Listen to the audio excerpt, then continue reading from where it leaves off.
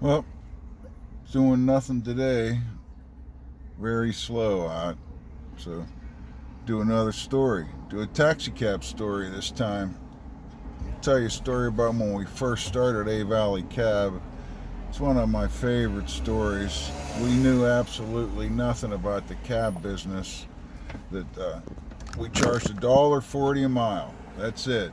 We didn't know that there was a flag drop that's supposed to cover you on those short distance trips, so at least you get $3 for a 10-foot ride. So one day I'm working, it's probably June or July of 1983. We just started.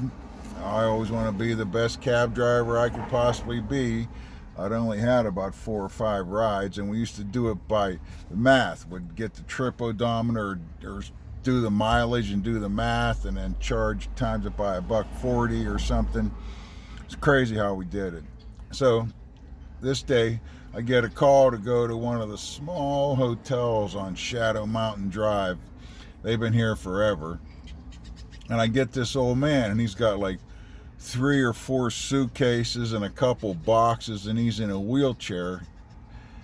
I'm pretty sure his name was Ed. He was a grumpy, grouchy old man. So I load all his stuff in, get him out of the wheelchair, put him in the car, fold the wheelchair up, put it in the back, and he goes, I go, so where are you going?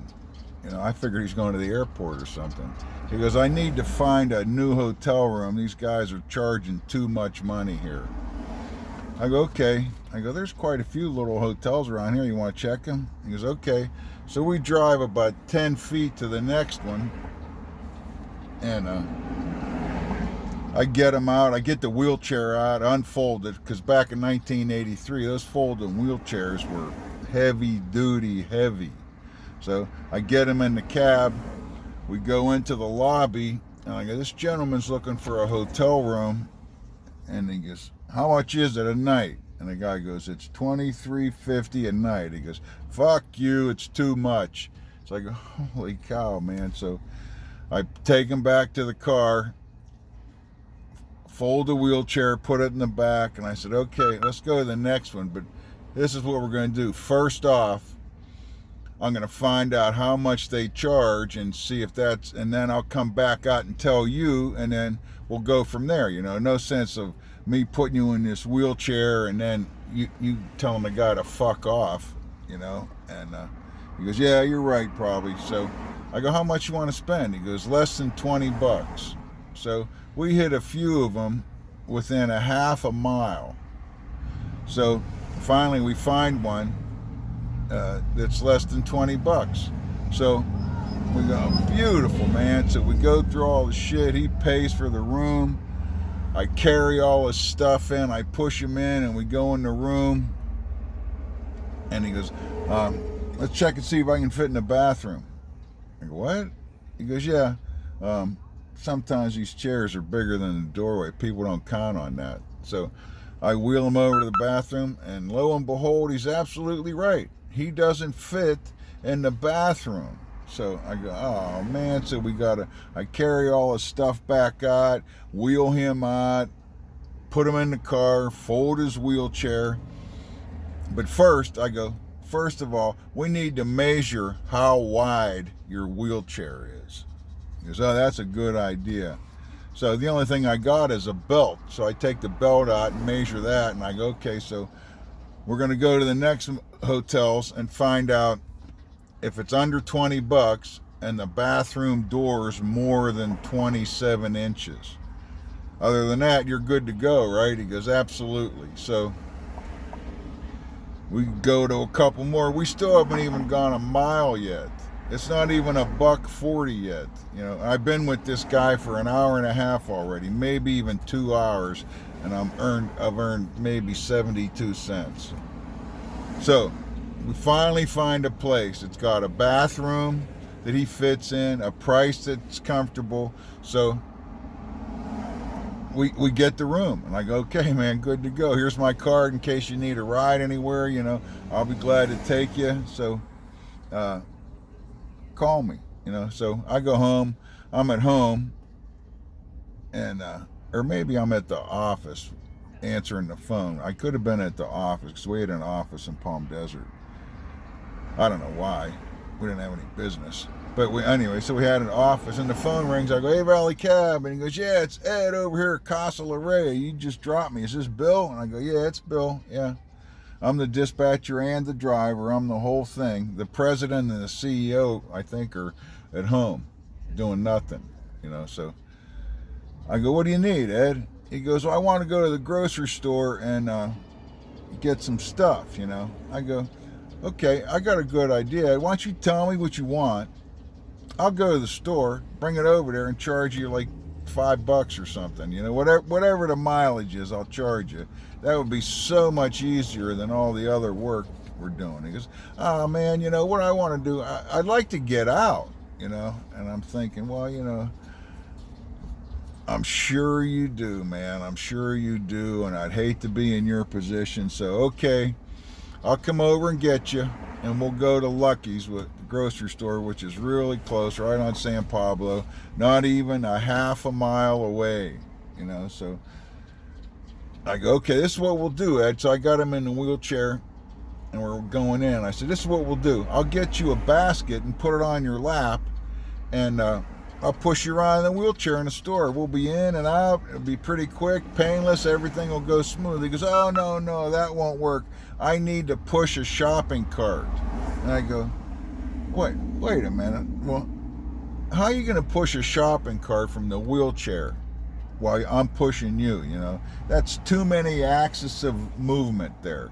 He goes, no, I can do it. I've done this for the last few years." And I said, "Okay." So I go, "You're strong enough to hold a shopping cart sturdy?"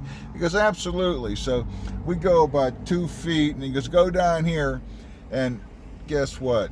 He can't control that shopping cart. That shopping cart's going all over the place. It's banging into the left, knocking shit off the aisle, banging into the right, knocking shit off of that. And he's laughing. He goes, "Oh man, this doesn't work very good." I go, "Yeah, I know. You're laughing. I'm picking up all the shit, you know." But okay. So we finish it up. We're going through the store. We clean it up. We're going through the store, and we end up, and he hasn't bought nothing yet. There's nothing in the shopping cart. And we end up in the booze section. He wants a half a gallon of black velvet. That's it. I go, "You didn't need a shopping cart." And he goes, "Well, I was thinking about getting other stuff." And that's okay. So just get me the black velvet. So I get him that. We pay for it. I take him home. And I said, "Listen, Ed, we can't do that anymore. You know, I just charged you $1.40. I've been with you for 4 hours. If I ever get another call, I won't be able to do it because I'll be with you. So we need to organize this, and I'll get your shopping down, and we'll get this. But we can't do it like that anymore." So he's telling me his story as we're doing all this stuff, is that his kids have disowned him. He's only on Social Security, and he doesn't make enough on Social Security to really do anything, you know. So a couple days go by. I bring him some food, and so he's stuck in the room, and he's running out of money. Now he can't pay for the hotel, so we have all his stuff in the cab again, and load him in the car, put the wheelchair in the car, and I go, "What do you want to do, man?" He goes, "Well, I don't know. I don't have any money." You know, I'm thinking, well, you know, what can I do? I go, "Well, I don't want to take your last $5 in the cab business." I go, "Hey, man, I got an idea. You know what I'm going to do? You're going to Fred Sanford this. I'm going to go screaming into the emergency room in the cab, honking the horn like crazy, and you fake like you're having a heart attack," because he looks like he's having a heart attack. He's death warmed over. He's 85 years old. Nobody's been taking care of him for the last 15 years. He looked terrible, you know. He goes, "Man, that is a great idea." And I go, "Yeah, then they'll check you all out, and then they'll put you in a home.